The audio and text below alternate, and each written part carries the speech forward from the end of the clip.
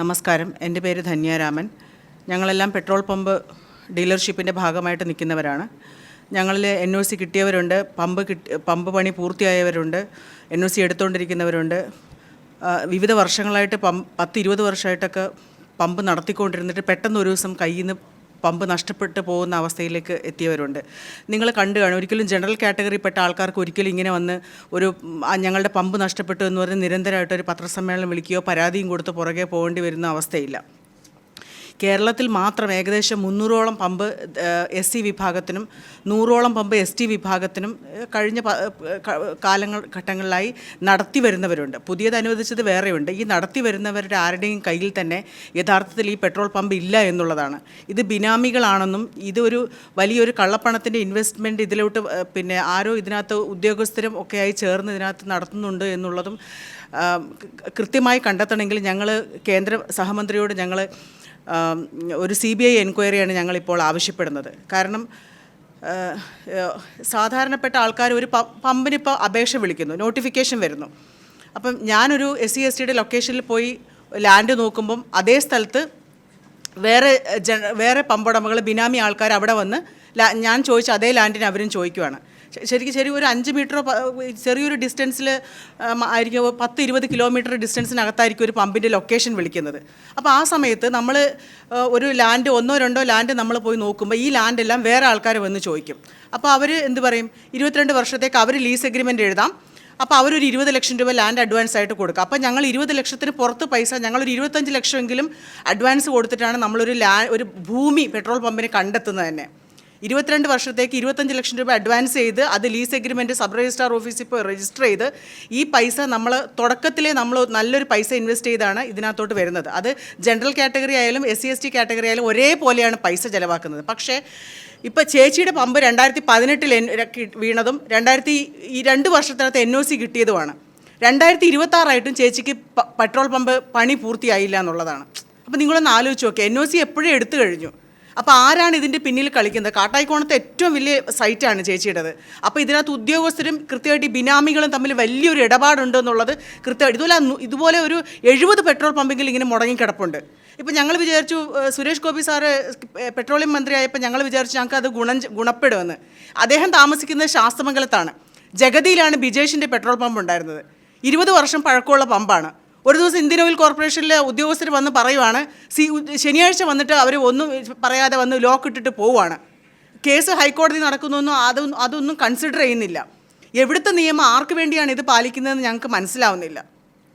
ഇതുപോലെ അപേക്ഷിച്ച് ഞങ്ങളുടെ ആരുടെയും പമ്പുകൾ, ഇപ്പം ഞാൻ പറഞ്ഞില്ലേ, പുതിയൊരു പമ്പ് അപേക്ഷിക്കുമ്പം മലപ്പുറത്തൊക്കെ ഉള്ള ആൾക്കാർ ഇവിടെ മൊത്തം വ്യാപകമായിട്ട് പമ്പ് എടുക്കുകയാണ്. പക്ഷേ ഞങ്ങളുടെ ആൾക്കാരുടെ ഡോക്യുമെൻറ്റ്സ് ഒക്കെ വേറുള്ള ആൾക്കാർ കസ്റ്റഡിയിൽ വരെ വെച്ചിട്ടുണ്ട്. കൃത്യമായിട്ട് എവിഡൻസ് ഉണ്ട്. ഞങ്ങളുടെ പമ്പുകൾ ബിനാമികളാണ് നടത്തുന്നുള്ള കൃത്യമായിട്ടുള്ള എവിഡൻസ് ഞങ്ങൾക്ക് കൊടുക്കാനായിട്ട് കേന്ദ്ര ഏജൻസികൾക്ക് സാധിക്കും. ഇത് വലിയൊരു കള്ളപ്പണ ആൾക്കാരുടെ ഇൻവെസ്റ്റ്മെൻറ്റാണ് ഇതിലേക്ക് വരുന്നത് എന്നുള്ള കാര്യത്തിൽ യാതൊരു തർക്കവുമില്ല. ഇത് രാജ്യത്തിൻ്റെ സുരക്ഷിതത്വത്തെ തന്നെ ബാധിക്കുന്നതായതുകൊണ്ടാണ് ഞങ്ങൾ അവസാനമായിട്ട് ഒരു വട്ടം കൂടി ഞങ്ങളൊരു പത്രസമ്മേളനം വിളിച്ച് ഇത് അറിയിക്കാമെന്ന് കരുതുന്നത്.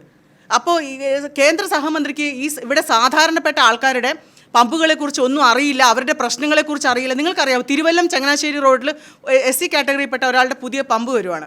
ആ പമ്പ് NOC എടുക്കുമ്പോൾ തന്നെ ഭയങ്കര തടസ്സമാണ്. അപ്പോൾ പറയും, നിങ്ങൾ എടുക്കരുത്, അപ്പുറം ഇപ്പുറം വേറെ പമ്പുകളുണ്ട്, ഉടമകൾ ആക്രമിക്കും, ലോക്കൽ ഗുണ്ടകളൊന്ന് ഭയങ്കര ഭീഷണിപ്പെടുത്തലായിരുന്നു.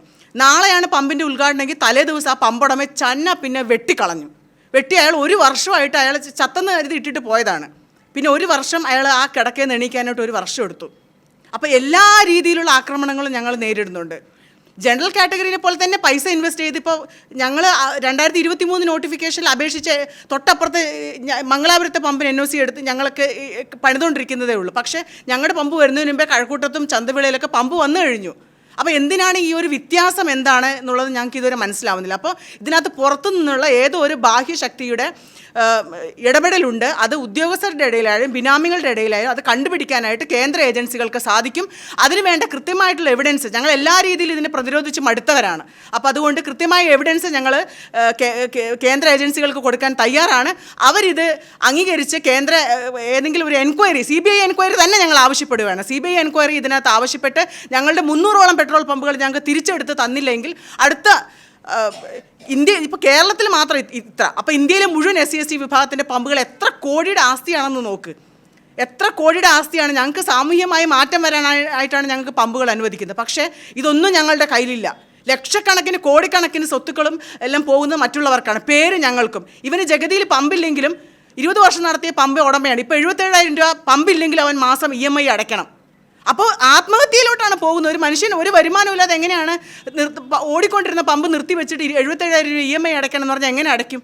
അപ്പോൾ ഇവരൊക്കെ ആത്മഹത്യയുടെ വക്കിലാണ്. അപ്പോൾ ഇതിന് കൃത്യമായിട്ടൊരു സൊല്യൂഷൻ വേണമെങ്കിൽ CBI എൻക്വയറി തന്നെ ഞങ്ങൾ ആവശ്യപ്പെടുകയാണ്. കേന്ദ്രത്തോട് ഞങ്ങൾ അത് തന്നെ ഞങ്ങൾ ആവശ്യപ്പെടുകയാണ്. അതുണ്ടാവുമെന്ന് ഞങ്ങൾ വിശ്വസിക്കുന്നു. Thank you. ഒരു ഗണപതി ഹോമം ചെയ്യുന്നതിന് തുല്യമായ പഞ്ചഗവ്യ വിളക്ക്, പശുവിന്റെ ഗോമൂത്രം, ചാണകം, നെയ്യ്, പാല്, തൈര്, ഈ ഒരു വിളക്ക് വീടുകളിൽ കത്തിച്ചു വെച്ചാൽ ഐശ്വര്യം ഉണ്ടാകുമെന്നൊക്കെയാണ് പറയപ്പെടുന്നത്. കർപ്പൂരം ഉൾപ്പെടെ ഈ കടയിൽ കിട്ടുന്ന എല്ലാ ഐറ്റംസും 100% ഓർഗാനിക് ആണ്. മിതമായ റേറ്റിൽ ഡ്രൈ ഫ്രൂട്ട്സ് ഒക്കെ മേടിക്കാൻ പറ്റിയ നല്ലൊരു സ്പോട്ട് കൂടിയാണിത്. ഡ്രൈ ഫ്രൂട്ട്സിന്റെയൊക്കെ ക്വാളിറ്റി ഈ വീഡിയോയിൽ തന്നെ നിങ്ങൾക്ക് കാണാം. വാഗമണിൽ സ്വന്തം സ്ഥലത്ത് കൃഷി ചെയ്യുന്ന സ്പൈസസ് ആണ് ഇവരിവിടെ സെയിൽ ചെയ്യുന്നത്. മിതമായ റേറ്റിൽ ഇതെല്ലാം കൊടുക്കാനുള്ള കാരണവും അത് തന്നെയാണ്. ഞായറാഴ്ച മാത്രം ഉച്ചയ്ക്ക് 3 മണി വരെയും ബാക്കിയുള്ള ദിവസങ്ങളിൽ രാവിലെ 8:30 മണി തൊട്ട് രാത്രി 8:30 മണി വരെയാണ് ഈ കടയുടെ സമയം. ഓർഗാനിക് ഐറ്റംസ് മാത്രമല്ല, ഹോം മെയ്ഡ് ചോക്ലേറ്റ്സും നാടൻ നെയ്യ് വേണ്ടവർക്ക് അതും ഇവിടെയുണ്ട്. ഇവരുടെ ഫോൺ നമ്പർ വീഡിയോയുടെ അവസാനം ഞാൻ കൊടുക്കുന്നുണ്ട്. 5 കിലോമീറ്റർ വരെ ഇവരെ തന്നെ ഡെലിവറിയും ചെയ്യുന്നുണ്ട്. വീഡിയോയിൽ കാണിച്ചിട്ടുള്ള ഏതെങ്കിലും ഐറ്റംസ് നിങ്ങൾക്ക് ആവശ്യമുണ്ടെങ്കിൽ നേരിട്ട് വന്നോ അവരുടെ ഫോൺ നമ്പർ മുഖാന്തരമോ നിങ്ങൾക്ക് ബന്ധപ്പെടാവുന്നതാണ്. കുറച്ച് ലേഡീസ് ചേർന്നാണ് ഇത് നടത്തുന്നത്. തിരുവനന്തപുരം വല്യശാല ജ്യോതിപുരം ലേനിലാണ് വാഗമൺ സ്പൈസസ് എന്ന ഈ കടയുള്ളത്. ഗൂഗിൾ മാപ്പിലും കടയുടെ ലൊക്കേഷൻ കിട്ടുന്നതാണ്.